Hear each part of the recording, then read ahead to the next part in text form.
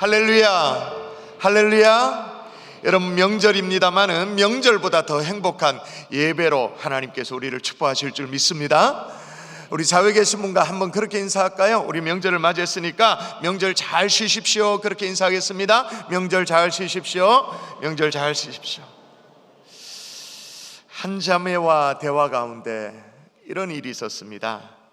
한참을 참다가 말이에요. 봄이 알잖아요. 사람이 보면 눈물을 참고 있다는 걸 딱 보면 알잖아요. 아마 눈물이 여기까지 가득 찼던 것 같아요. 가득 찼던 눈물을 갑자기 와락 쏟아내면서 터뜨린 얘기가 바로 이런 얘기였습니다. 목사님, 제게 꿈이 있는데요. 꿈이 있는데 온 가족이 주일이면 한 차를 타고 하나님 앞에 예배드린 날이 오는 것입니다. 일평생 소처럼 일만 했던 우리 부모님, 일주일에 단 하루도 쉴 수 없었던 우리 부모님, 그리고 어떻게 그렇게 인생이 꼬이는지, 고단한 삶이 안 풀리는지 그렇게 살고 있는 내 동생, 그리고 우리 남편과 함께 예배 드리는 것입니다 라고 하면서 눈물을 터뜨리는 자매를 만났었습니다. 여러분, 이게 그 여자 성도님 한 성도만의 꿈이었겠습니까? 실은 저도 어린 시절에 똑같은 꿈을 가지고 있었어요. 제가 섬기던 모교회는 좀 작은 개척교회였습니다. 작은 교회, 아담한 교회였기 때문에 1년에 한 차례씩 어떤 행사가 있었냐 하면 꼭 그런 행사가 있었어요. 가족별 찬양 경연대회, 이런 행사가 있었습니다. 그러니까 가족 단위로 작게는 한 서너 명, 많게는 대여섯 명 이렇게 해가지고는 그날따라 옷을 쫙 깨끗하게 딱 빼입고는 찬송을 부르면서 약간 뽐내는 그런 시간이었어요. 은혜로운 시간이긴 합니다. 그런데 저는 혼자 신앙생활을 하고 있던 터라 너무너무 부러운 거예요. 그리고 샘도 나는 거예요. 그래서 어린 시절에 불신 부모님의 영혼 구원을 위해서 절절히 매달려 본 그런 경험이 있는 터라 그 자매의 그 눈물, 그게 눈물이 예사롭게 느껴지지 않았던 거예요. 그러면서 제 마음속에 자연스러운 기도가 어떻게 이어지는가 하면, 하나님, 이번 명절에 우리 성도들, 불신 가족들에게 상처받지 않게 하여 주옵소서. 상처받지 않는 것뿐만 아니라 오히려 올가을에 생각지도 못한 가족 구원의 역사가 일어나게 하여 주옵소서. 복음화의 역사가 일어나게 하여 주옵소서. 더 간절하게 기도를 하게 되어졌어요. 저만 기도했겠어요? 그분도 기도했겠죠. 그런데 여러분, 기도는 그렇게 했습니다마는 불신 남편이 꿈쩍이라도 하나요? 여러분이 불신 부모님이 마음이, 형제들이 조금이라도 마음이 열리는 것 같습니까? 천만에 오히려 더 강팍해지는 것 같아요. 금성철별로 보는 것 같아요. 여리고성이 따로 없다, 그런 생각이 되어집니다. 그런데 여러분, 이런 상황 속에 어떻게 해야 되죠? 가면 갈수록 더 강팍해지는 가족인데, 이번에 구역에서 품은 대신자도 말이 쉽지 않은데, 택도 없는 소리라고, 교회 비슷한 얘기라도 나올 것 같으면 그냥 눈에 불을 켜고 막 달라들라고 하고, 비슷한 얘기만 꺼내도 그런 얘기 하지 말라고 아주 분위기가 싸해지는 그런 상황인데, 여러분 어떻게 하면 좋아요? 따라 하실까요? 낙심하지 말자. 한 번 더 따라 하십시다. 낙심하지 말자. 까짓거 솔직히 전도가 우리 일입니까? 전도가 우리 일이에요? 대답해 보세요. 전도가 우리 일입니까? 하나님의 일입니까? 하나님의 일이죠. 까짓거 우리는 순종하고 씨를 뿌리고 거두시는 이는 하나님이신 줄 믿습니다. 하나님이 책임져 주시는 줄 믿습니다. 더 중요한 것은 하나님이 책임져 주실 뿐만 아니라 오늘 우리에게는 누가 있냐면 사도 바울이 있는 거예요. 사도 바울. 지금이야 폴이라고 그렇게 이름하면서 영어 이름으로 피터, 잔, 그 다음으로 많이 이렇게 불리는 이름, 많이 사용되어지는 이름 폴 그렇게 되어집니다만은, 또 우리는 거기다가 사도 바울이라고, 사도라고 부릅니다만은, 회심하기 전에, 예수 믿기 전에 바울은 어떤 사람이에요? 사울이라고 히브리식으로 이름이 불려질 뿐만 아니라 강팍하기 그지없던 사람 아닙니까? 예루살렘 교회를 비롯해서 초대교회 박살내려고 했던 사람이잖아요. 지난주에 멀리 갈 것도 없이 지난주에 스데반 때려 죽일 때 그때 한몫했던 사람이잖아요. 계속되어지는 사도행전을 살피면서 우리가 느낄 수 있는 게 그거잖아요. 근데 이런 사람이 예수 믿는다? 아니 이런 사람이 뭐 회심한다? 이건 마치 계란 들고 바위 치는 거 똑같죠, 그죠? 근데 여러분, 성경 좀 아는 사람, 바울 얘기 아는 사람 좀 대답해 보십시다. 그런데 계란으로 바위를 치는 것 같은데 말이에요, 그 바위가 깨졌습니까? 안 깨졌습니까? 대답, 바울을 모르나요? 바위가 깨졌어요? 안 깨졌어요? 깨졌어요. 할렐루야. 그 바위가 깨지는 장면을 그냥 있을 수가 없어서 화가가 그림을 그렸어요. 그린 성화 한번 보여주십시오. 일반인들이 잘 모르는, 공개가 잘 안 된 미켈란젤로의 바울의 회심이라는 그림이에요. 미켈란젤로가 그렸는데, 이 예수를 핍박하던 사울이 예수 믿는 사람을 잡아 죽이려고 다메섹으로 가다가 그 길에서 부활의 주님을 만나 깨지는 장면, 그 깨지는 장면을 이 그림은 일단 그 지상세계와 또 천상세계를 좀 나누어서 좀 그림을 그렸습니다. 자, 먼저 하늘 쪽 그림 한번 보여주세요. 자, 부분, 그림의 부분이에요. 천상의 모습이죠. 천사도 주변에 좀 많이 있는 것 같고, 예수님이 누굴까요? 붉은 옷을 입고 있는 부활하신 주님, 부활 승천하신 주님이 그림을 보면 좀 재밌어요. 만화 같아. 마치 땅을 향해 가지고 장풍을 쏘는 것 같아. 장풍을 쏘가지고 빛이 쫙 내리는 그런 장면을 그렸는데, 왜 그렇게 만화같이 그렸냐면 요 대목 때문에 있어요. 자, 오늘 성경을 그대로 그렸거든요. 자, 여러분 오늘 본문 같이 한번 읽을까요? 사울이, 시작.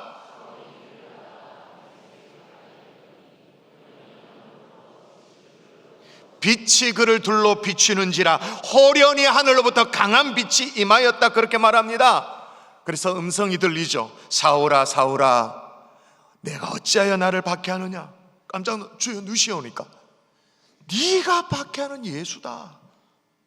이런 상황 속에서 길을 함께 가던 사람들, 여러 사람이 같이 갔을 거 아니겠습니까? 막 어리둥절해가지고 어찌할 바를 몰라해요. 사람들의 모습도 한번 볼까요? 말도 놀라고 사람도 놀라고 화들짝 놀라요. 왜 저렇게 그려놨느냐? 역시 본문의 이 모습을 그리기 위해서. 한번 읽어볼까요? 같이 가던, 시작. 같이 가던 사람들은 소리만 듣고 아무도 보지 못하여 말을 못하고 서 있더라. 아무 말도 못하고 깜짝 놀라서 허둥지둥하는 그런 모습인 거예요. 자, 한편 주인공 사울은 어떻게 됐을까요? 사울 꼬꾸라졌죠. 땅에 꼬꾸라져서 저 하단에 쓰러져 있는 사람입니다. 눈이 멀어버립니다. 자, 눈이 먼 모습으로 왜 그랬느냐? 이것도 본문이 그렇게 다루고 있기 때문에요. 같이 시작. 사울이 땅에서 일어나 눈을 떴으나 아무것도 보지 못하고 사람의 손에 끌려 다메섹으로 들어가서, 미켈란젤로의 바울의 회심인 거죠. 여러분, 아무리 계란으로 바위치기라 할지라도 여러분, 하나님이 역사하시면 그 바위 깨지는 줄 믿습니다. 뽀개지는 줄 믿습니다. 그 강팍했던 사울이 말이에요, 뽀개져 가지고 변화되어져 가지고 자기 스스로 뭐라고 말하냐? 자기 스스로 이렇게 말해요. 말하는 거 볼까요? 제가 읽어볼게요. 밑보다 모든 사람이 받을 만한 이 말이요, 밑보다 단디 들으래, 이 말이잖아요. 잘 들어봐라. 모든 사람이 단디 들어라, 그런 얘기잖아요. 그리스도 예수께서 죄인을 구원하시려고 세상에 임하셨다 하였도다. 죄인 중에 내가 괴순이라. 지가 아마 이 가슴빼기 쥐어 뜯으면서 치면서 얘기해서 내가 때려 죽일 죄인이라고 자기 스스로 얘기를 하는 거예요. 여러분, 오늘 사울의 회심을 함께 살피면서 우리가 기도하고 있는 그 영혼, 우리 불신가족, 우리 다시 한번 소망을 갖는 하나님의 종들이 될 수 있기를 주의 이름으로 축원합니다. 한번 따라 할까요? 사울이 회심했다면 누구든지 가능하다. 사울이 회심했다면 누구든지 가능하다, 그 말인 거예요. 사울의 회심이라고 말하는데, 이 회심이라는 말이 영어로 컨버전이잖아요. 헬라어로는 메타노이아라고 말하는데 방향을 틀었다, 그 말이에요. 방향을. 예수 만나면 언제나 방향이 틀려지는 거예요.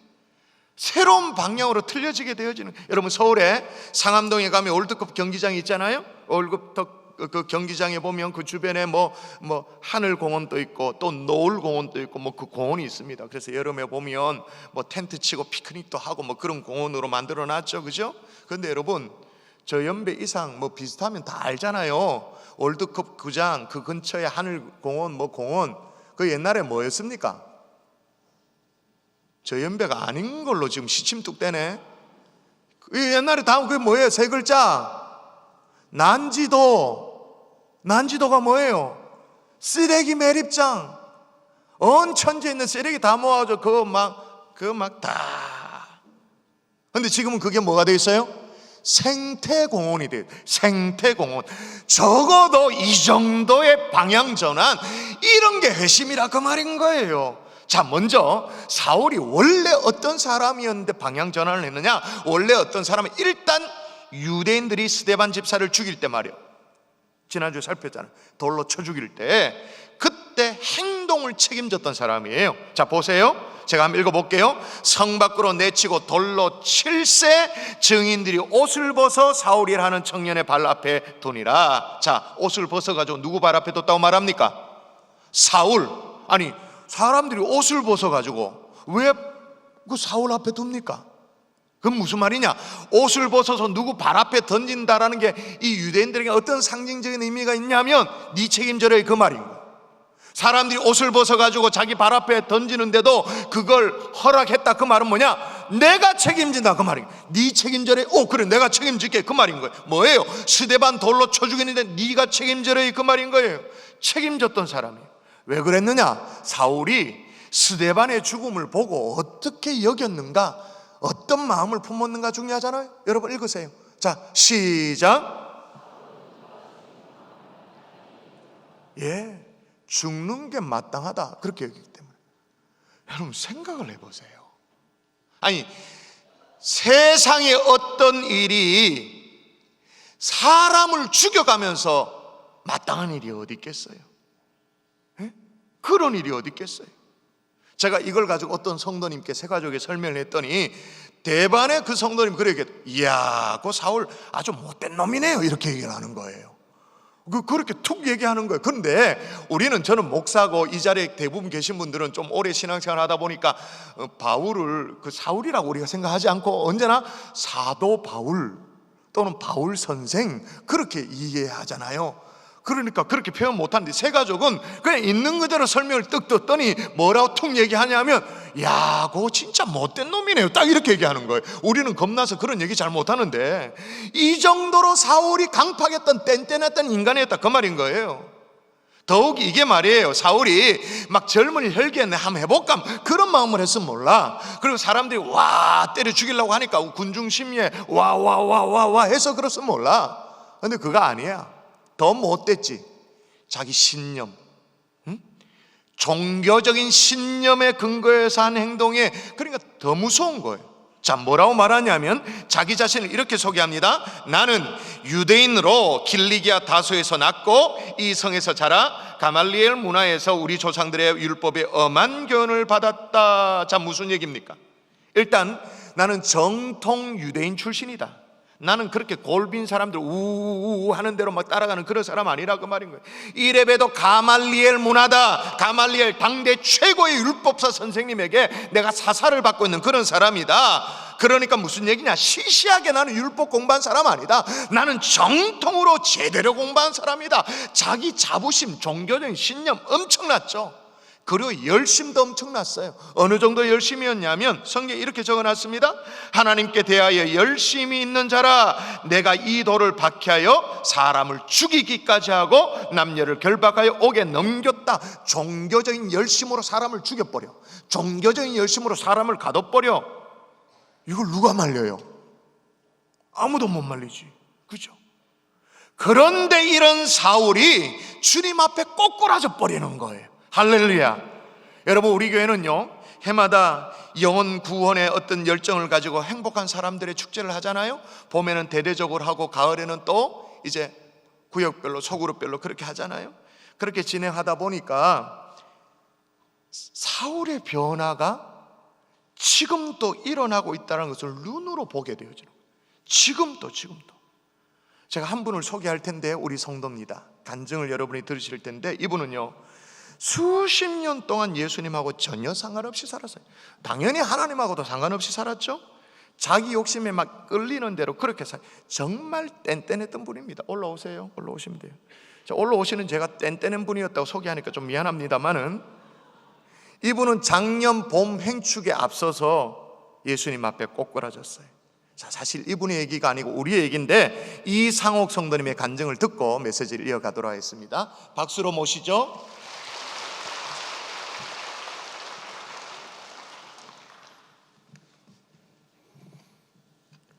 샬롬, 안녕하십니까? 반갑습니다. 저는 10교구 6구역의 이상옥입니다. 저와 아내는 대학 다닐 때 만나 지독한 사랑을 하였습니다. 그리고 8년 열애 끝에 집안의 반대를 무릅쓰고 결혼하게 되었습니다. 신혼 때는 아내는 대구 시립예술단 수석단원으로 다녔고 저는 현대자동차에 다녔습니다. 그때는 누구의 도움도 필요 없을 정도로 자립할 수 있어서 둘이서는 희망찬 미래를 꿈꾸며 살아가고 있었습니다. 물론 하나님을 부인한 채 말입니다. 그런데 어느 순간부터인지 모르게 하나님을 모르는 인생들이 늘 그렇듯이 교만과 자만심에 빠졌습니다. 업체 관리를 해야 한다는 핑계로 술을 매일 새벽까지 마시고 카드와 노름을 즐기며 물질의 욕심으로 가득 찬 인간이 되어가고 있었습니다. 그래서 결국에는 부끄럽게도 신용불량자가 되었습니다. 저의 이런 모습 때문에 처가에서는 이혼하라고 권하였지만 아내는 항상 곁에서 지켜주었습니다. 그리고 제가 정신을 차려보니 벌써 50이 넘어서고 있었습니다. 마음을 다잡고 새롭게 시작을 해볼 때 저의 몸에는 병이 삭트고 있었습니다. 병원에서는 요간암 2기라고 판명이 났습니다. 그 말을 듣고는 하늘이 무너지는 것 같았습니다.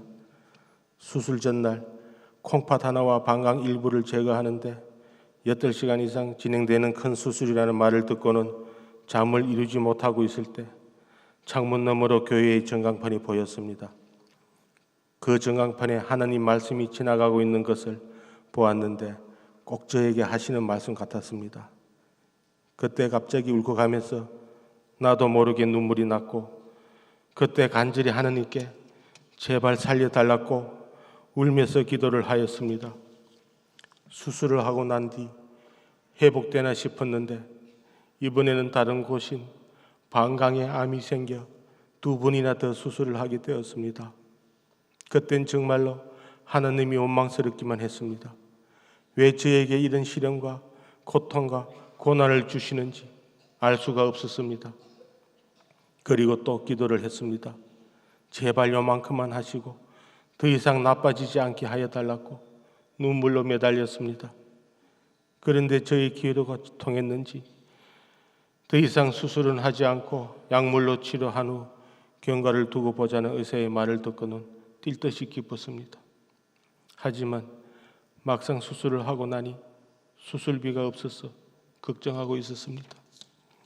그런데 그때 경산중앙교회를 출석하고 있던 동생 이정아 집사가 찾아왔습니다. 병원비는 걱정하지 말고 치료에만 전념하라고 하나님께서 모든 것을 해결해 줄 것이니 괜찮다고 위로해 주었고 병원비까지 계산해 주었습니다. 퇴원 후 동생 이정아 집사가 특별 새벽 부흥회가 있는데 교회에 한번 가자고 했습니다. 그게 작년 5월이었습니다. 저는 그 말을 듣고 지푸라기라도 잡고 싶은 심정으로 교회에 따라 나오게 되었습니다. 아마도 동생은 저를 위해 오랜 시간 동안 기도해 오던 중이었던 것 같습니다. 난생 처음 나온 새벽 기도라 놀랍기도 하고 신기하기도 했습니다. 특세가 진행되는 5일 동안 기도하면서 저의 몸속 깊은 곳에서 그 무엇인가 뜨거운 것이 저의 목을 막으면서 끄끄거리면서 울고 있는 저의 모습이 놀랍기도 하고 신기하기도 하였습니다. 지금도 그때를 생각하면 흥분이 됩니다. 하나님께서 저에게 고난을 통해 교만한 자에서 겸손한 자로 거듭나게 하시고 암이라는 병을 통해 예수님께서 하나님의 자녀로 살게 하시니 이젠 감사하기만 합니다. 저는 이제 두렵지도 떨지도 불안해하지도 않습니다. 왜냐고요? 저에게는 살아계신 하나님이 계시기 때문입니다. 또 저에게는 천하무적인 값으신 기도가 있기 때문입니다. 저의 마음을 내려놓고 그 자리에 예수님을 채우니 항상 눈물이 납니다. 저의 죄 때문에 십자가에 죽으시고 그의 보혈로 죄를 사해 주신 예수님만 생각하면 그렇게 눈물이 납니다. 요즘 가장 행복한 것이 있다면 그것은 아내와 함께 교회에 나오는 것입니다. 작년 특세 때 기도 제목이 제 아내와 교회에 같이 나오게 해달라고 기도했습니다. 제 아내는 대인기피증이 있어 사람이 많은 곳을 싫어합니다. 그런데 제가 변해가는 모습을 보고 교회에 나올 결심을 하였습니다. 올 봄부터 아내와 함께 경산중앙교회에 출석하고 있으며 지금은 아내와 함께 성장반을 하고 있습니다. 이렇게 기적 같은 일을 행하시는 분이 하나님이십니다. 이제는 말씀을 통하여 범사에 감사하는 것이 주님의 뜻이라는 것을 깨닫습니다. 지금까지 저의 간증을 들어주셔서 감사합니다.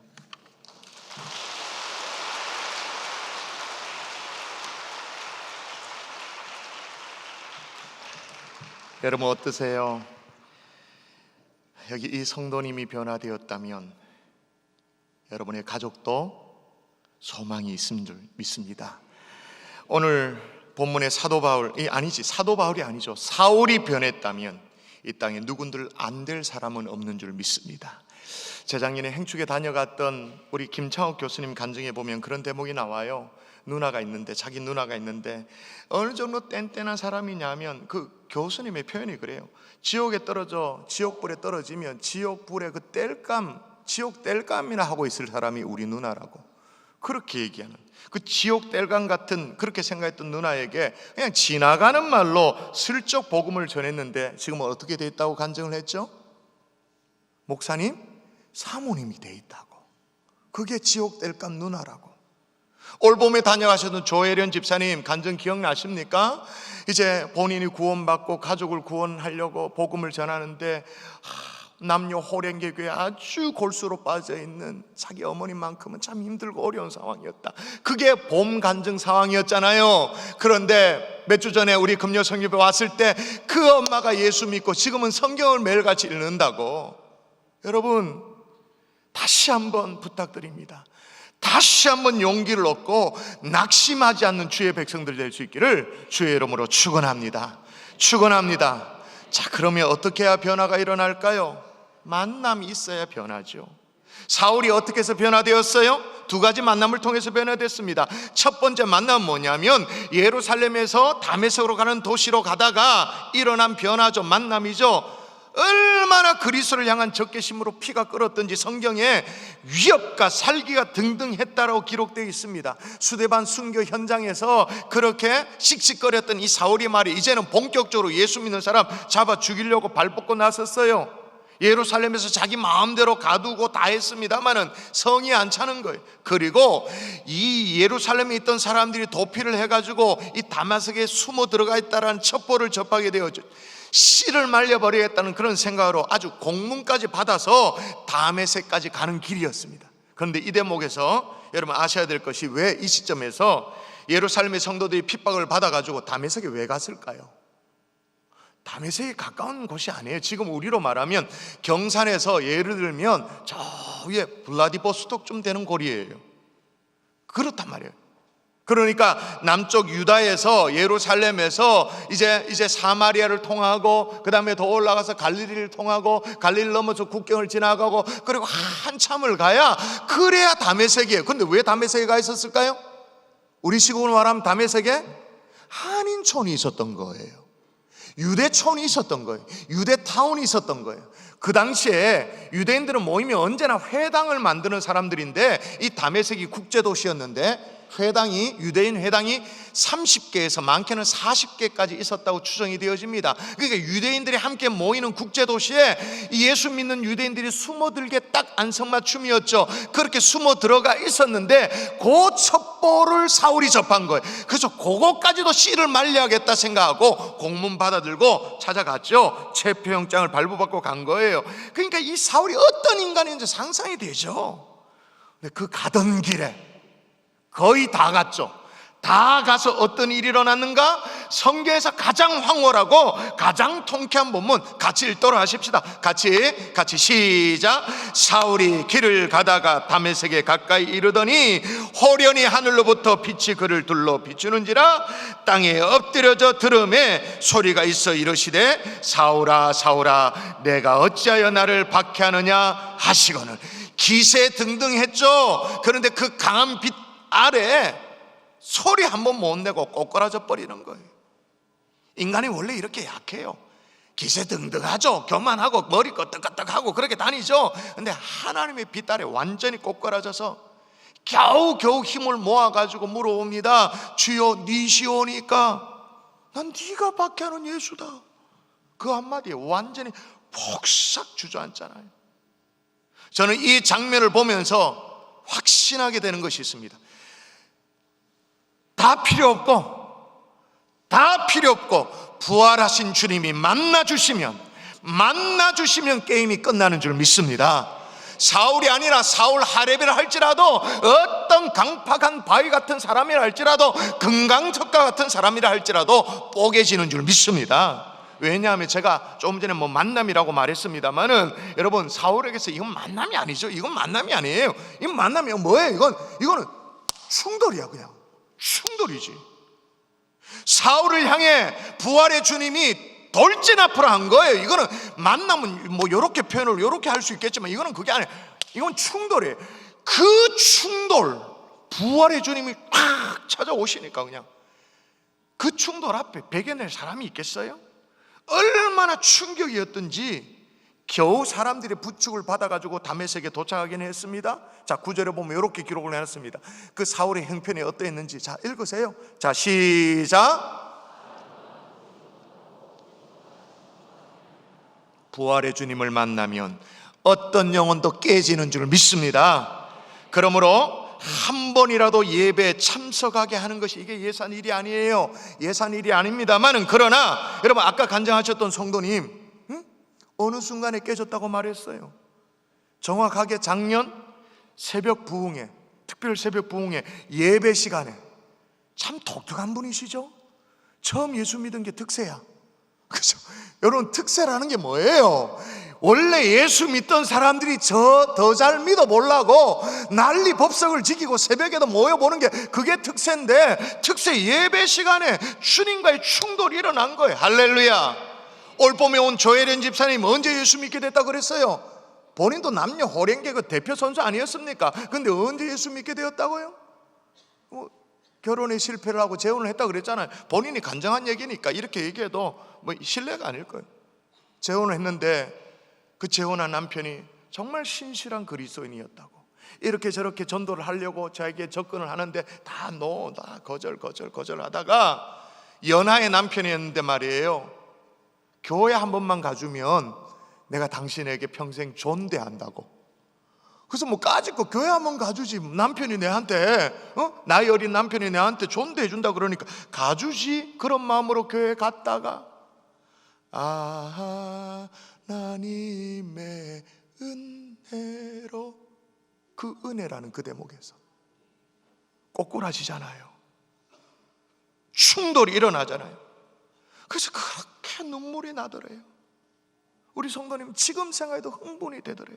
뭡니까? 충돌 후유증이죠. 부활의 주님이 우리 심령을 지나가면 증상이 나타나죠. 때로는 눈물로, 때로는 통곡으로, 때로는 막 이렇게 전율로, 때로는 뭐예요? 마음에 생전 경험하지 못했던 평강으로, 있을 수 없는 어떤 마음의 편안함으로. 근데 이게 전혀 기분 나쁘지가 않아.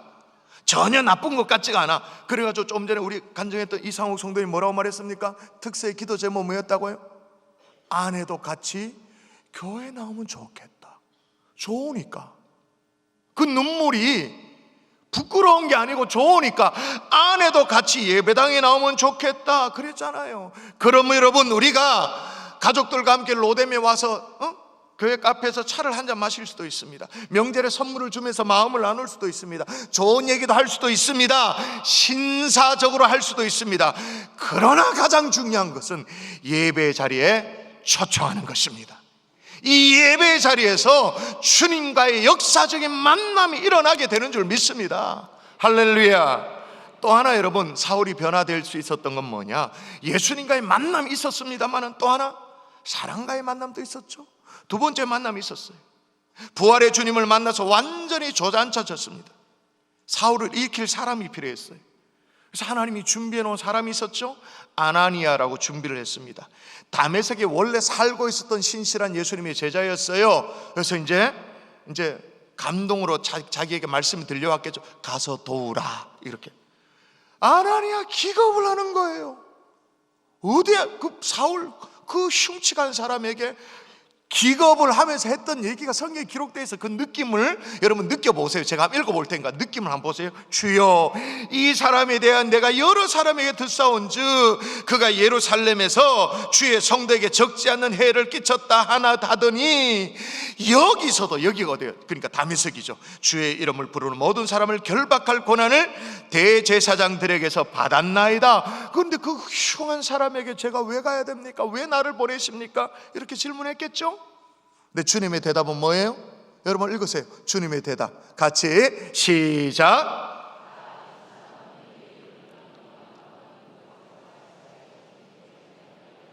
택한 나의 그릇이라. 그 순종해서 가봤더니 정말로 그 기세등등했던 사울이 꼬꾸라져 있는 거예요. 눈도 못 보고 완전 병신이 돼 있는 거예요. 그래서 어떻게? 손 얹고 기도하고 눈도 뜨게 해주고 정신 차리게 해주고 추스릴 수 있도록 도와주고 옆에서 진심으로 도와줬어요. 진심으로 설명했겠죠. 진심으로 도왔겠죠. 너에게 일어난 이 변화가 뭔지에 대해 설명도 해줬겠죠. 여러분, 어떤 한 영혼이 구원받는 것, 주님과의 만남이면 족합니다. 그러나 믿음의 뿌리를 내리기까지는 반드시 아나니아가 필요한 거죠. 아까 간증하셨던 이상욱 성도님 동생 가족, 오늘 일부 예배 때 오빠가 간증한다니까 요 앞자리에 세 번째 자리에 다 부부가 앉아서 기도하면서 떨면서 간증을 딱 듣더라고요. 아마 그 동생 집사님 가족 아나니아의 역할을 했을 거예요. 성장반을 하고 있다고 했는데 성장반의 식구들 아나니아의 역할을 했겠죠. 두 번째 성장반이에요. 왜냐? 본인 혼자 예수 믿고 혼자 성장만 했걸랑요? 너무너무 좋은 거예요. 그래서 이제 아내가 올 봄에 등록을 했어요. 그래서 아내와 함께 또 성장반 하려고, 부부로 같이 하려고 두 번째 성장반을 하고 있는 거예요. 여러분, 1800년대에 있었던 일인데 미국 보스턴에서 있었던 일입니다. 한 교회에 에드워드 킴볼이라는 주일학교 선생님이 있었습니다. 어느 날 주일학교에 한 이 소년이, 꼬질꼬질한 소년이 등록을 했어요. 삼촌의 권면에 따라서 주일학교에 등록을 했는데 킴볼 선생님에게 이렇게 반배정이 됐는가 봐요. 그래서 이 아이를 잘 돌봐야겠다 생각을 하고 성경을 가르치려고 했는데 성경이 있어야지 뭐. 가지고 있는 성경이 있어야지. 성경도 없거니와 글도 몰라. 글을 읽을 줄 몰라. 그래서 이 킴볼 선생님, 주일학교 선생님이 다시 처음부터 ABCD부터 해서, 소위 말해서 가나다부터 해서 다 글을 띄도록 해주고 또 성경을 읽도록 해주고 성경 공부를 시켰어요. 여러분, 교회에 나왔다고 해서 다 회심이 있는 거 아니잖아요. 이렇게 그득이 명절이지만 예배 드렸다고 해서 다 회심이 일어난 성도 아니잖아요. 그래서 그의 회심을 위해서 그렇게 기도했대요. 만날 때마다 그를 위해 기도하고 머리 쓰다듬어주고 축복하고. 나중에 그 사람이 어떤 사람이 됐어요? 전 세계 100만 명을 주께로 돌이켰다라고, 100만 명을 구원시켰다고 인정되어지는 누굽니까? 드와이트 무디. 여러분, 우리는 무디처럼 그렇게 다 될 수는 없을지 몰라요. 그러나 무디를 축복한 킴볼 선생님은 될 수 있어요. 마찬가지입니다. 우리는 다 바울이 될 수 없을지는 몰라요. 그러나 바울을 축복하고 그를 도왔던 아나니아는 될 수 있는 거예요. 여러분이 여러분의 가정에 아나니아 되어주시면 안 될까요? 여러분의 친족들, 여러분의 태친자 주변에 아나니아가 되어주시면 안 될까요? 만일 우리가 아나니아의 사명을 감당하기로 마음을 먹는다면 여러분의 주변에 제2의 사도 바울, 제3의 사도 바울 우리 가운데 탄생되어질 줄 믿습니다. 말씀의 결론을 맺을게요. 이렇게 변화됐어요. 사울이 변해서 바울이 되었어요. 이제 사울이 변화되자 말자 뭘 했는가? 즉시 뭐 했는가 한번 볼까요? 같이 한번 읽어볼까요? 마지막으로 한 절만 더 읽습니다. 시작. 사울이 다메섹에 있는 제자들과 함께 며칠 있을새 즉시로 각 회당에서 예수가 하나님의 아들이심을 전파하니. 자, 사울이 복음을 전하는데 어느 정도로 시간이 많이 지나고 난 이후에 복음을 전했다고 하죠?